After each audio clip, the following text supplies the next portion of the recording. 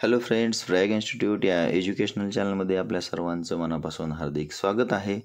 चालू घडामोडी म्हटलं की त्यामध्ये क्रीडा प्रकार आला आणि क्रीडा म्हणजेच एक स्पोर्ट्सच्या संबंधित विषय असेल तर नक्कीच आपल्याला त्या ठिकाणी जो खेळाडू आहे तो खेळाडू माहीत असणं आणि त्याचा खेळ माहीत असणं हे सुद्धा तितकंच महत्त्वाचं आहे, बरोबर आहे. कारण कोणत्या खेळाडूने कोणता खेळ खेळला आहे हे जर माहीतच नसेल तर त्याचा पुरस्कार लक्षात ठेवणं सुद्धा फार महत्त्वाचं असतं. लक्षात ठेवायचं म्हटलं की फार अवघड जातं ते सुद्धा, ठीक आहे. तर काही मोजकी उदाहरणं आपल्याला माहीत असतात. जसं आपण व्हिडिओ पॉज करून एक 2 मिनटं डोळे झाकून पहा, तुम्हाला किती खेळाडू माहिती आहेत आणि कोणत्या खेळाशी संबंधित आहेत हे माहिती आहे, याचा विचार करा, ठीक आहे.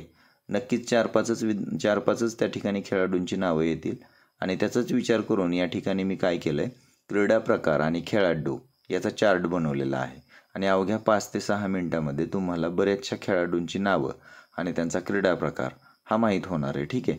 आणि कधीकधी काय होतं माहिती आहे का, या खेळाचा प्रकार आणि खेळाडूचं नाव हे स्पर्धा परीक्षेमध्ये कुठल्याही स्पर्धा परीक्षेमध्ये जोड्या लावामध्ये विचारलं जातं आणि तिथे जर आपली जोडी जर आपल्याला माहीत नसेल तर आपला सोप्पा मार्क त्या ठिकाणी जाऊ शकतो, ठीक आहे. एव्हाना आपण बातम्यामध्ये नेहमी ऐकतो की अमुक अमुकने कुठल्या तरी खेळ प्रकारामध्ये एक सोन्याचं नाणं मिळवलं किंवा त्या ठिकाणी एक सुवर्णपदक मिळवलं किंवा त्या ठिकाणी रजत पदक मिळवलं किंवा ब्रॉन्झ पदक मिळवलं, ठीक आहे. किंवा ते काही खेळ जे असतात त्या खेळांची नावं आपल्याला काही माहीत पण नसतात किंवा काही खेळाडू त्या संबंधित आहेत म्हणूनही माहीत नसतं. कधीकधी चुकीचा ग्रह त्या ठिकाणी ठरलेला असतो. तर बघा, आपण वेळ न वाया घालवता या ठिकाणी जे नवीन असतील त्यांनी आमचं मोटिवेशन वाढवून अधिकाधिक चांगल्या पद्धतीचे परीक्षेला संबंधित व्हिडिओ आपल्या समोर आणण्यासाठी लाईक, शेअर, सबस्क्राईब करा आणि कमेंट देखील जरूर करा. तर बघा, प्रसिद्ध भारतीय खेळाडू आणि त्यांची खेळ आपण या ठिकाणी बघणार आहोत.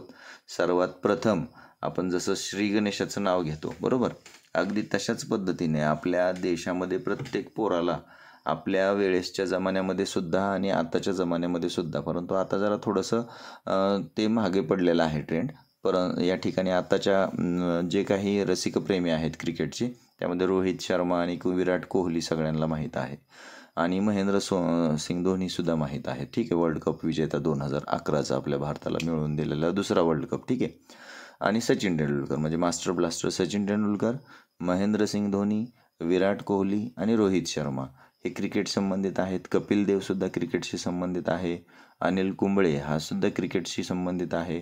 राहुल द्रविड क्रिकेट वॉल म्हणून, इंडियन क्रिकेट वॉल म्हणून आपण त्यांना ओळखतो, राहुल द्रविड यांना. तर हे सर्व क्रिकेटच्या संबंधित खेळाडू आहेत. आता कसं असतं, कधी कधी काय होतं माहिती आहे का, की नाव वगैरे सगळं काही माहीत होतं, गडबडीतून आपल्याला आपला खेळ प्रकार आणि खेळाडू हुकतो. त्याच्यासाठी आपण काय करायचं आहे, एक व्यवस्थित कॉन्सन्ट्रेशन देऊन आपल्याला पेपरसुद्धा सॉल्व करायचा आहे, ठीक आहे. आता पुढे बघूया आपला पुढचा खेळाडू, कारण आपला विषयांतर नको व्हायला, ओके. मीराबाई चानू असेल आणि संजिता चानू असेल. आता ह्या दोन्ही चानू आहेत, वेट लिफ्टिंग खेळाशी संबंधित आहेत, ठीक आहे, वजन उचलण्याच्या संबंधित. पुढे आहे मेरी कोम. आता मेरी कोम जे आहे हे बॉक्सिंग संबंधित आहे. मेरी कोमवर पिक्चरसुद्धा निघलेला होता, ठीक आहे. आणि अशा अधूनमधून खेळाडूंवर निघलेले जर आपण फिल्म बघितल्या तर नक्कीच आपल्याला ते, मला वाटत नाही की ते पुन्हा आपल्याला वेगळा वेळ देऊन वाचावं लागेल, ठीक आहे. पुढे आहे लवलीना बोरगोहेन, बॉक्सिंग संबंधित आहे. PV सिंधू बॅडमिंटन संबंधित आहे. सायना नेहवाल, किदांबी श्रीकांत, लक्ष्य सेन हे सर्व बॅडमिंटन संबंधित खेळाडूंची नावे आहेत, ठीक आहे. आता पुढे आपण बघूया हॉकी संबंधित काही नावं. हॉकी संबंधित म्हटलं की सर्वात अगोदर ध्यानचंद, मेजर ध्यानचंद आपल्याला नाव येतं. पुढे नंतर हॉकी म्हटलं की रुपिंदर पाल सिंह, हॉकी म्हटलं की मनप्रीत सिंग, सिंग, पुन्हा ध्यानचंद, हे जे नावं आहेत हे हॉकीच्या खेळाशी संबंधित आहेत आणि हॉकी हा आपला राष्ट्रीय खेळ आहे मित्रांनो, हे सुद्धा जनरल नॉलेज लक्षात असू द्या. पुढे नीरज चोप्रा भालाफेकमध्ये आहे.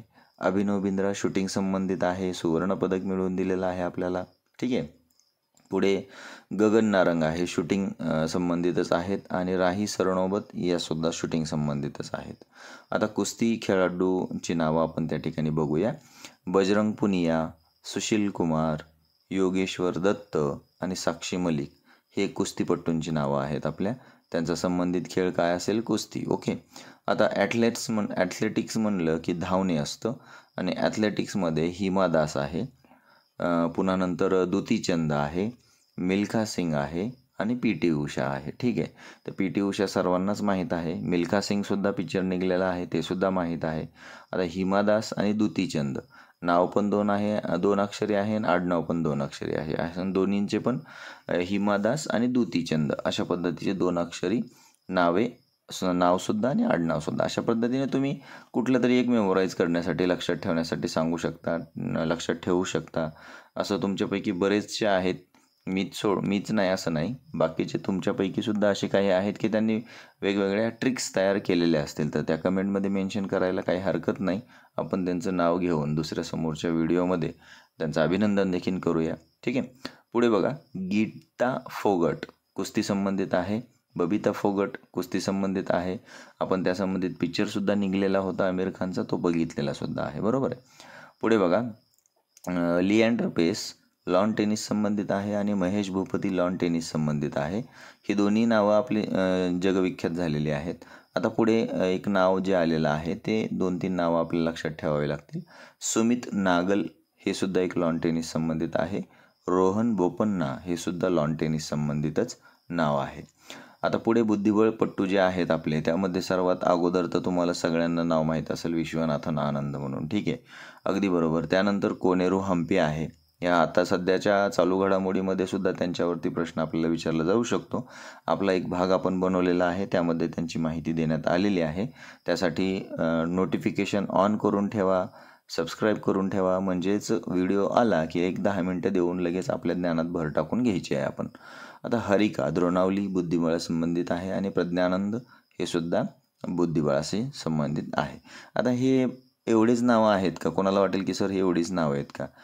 अजिबात नाही. याच्यामध्ये अजूनही भरपूर नावं आहेत. जवळपास 100 खेळाडू आहेत बरं का.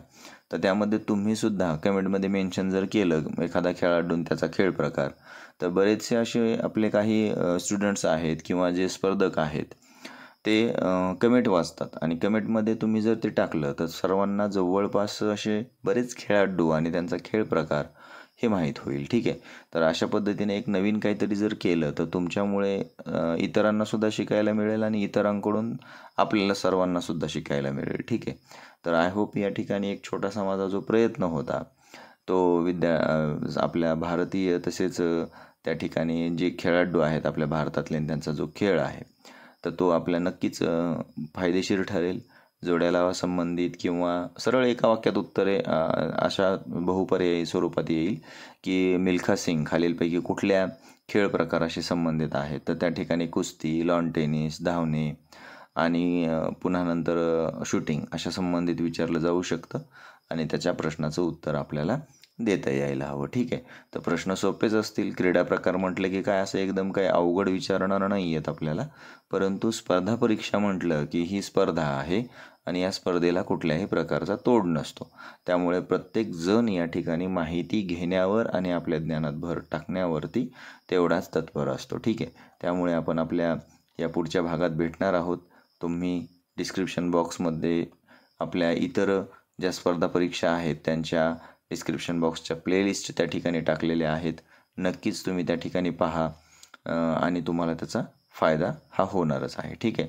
तर जे नवीन असतील त्यांनी सबस्क्राईब करा, जे जुने असतील त्यांनी शेअर करा आणि जे दोन्ही केलेले असतील म्हणजे जे सबस्क्राईब पण केलेलं आहे, लाईक पण केलेलं आहे, त्यांनी आमचं मोटिवेशन वाढण्यासाठी एक कमेंट देखील जरूर करा. ठीक आहे. तर असंच एक नवीन व्हिडिओ तुमच्या नक्कीच फायदेशीर ठरेल अशा स्वरूपाचा घेऊन लवकरात लवकर येण्यासाठी आपण आपल्या कामाला लागूया.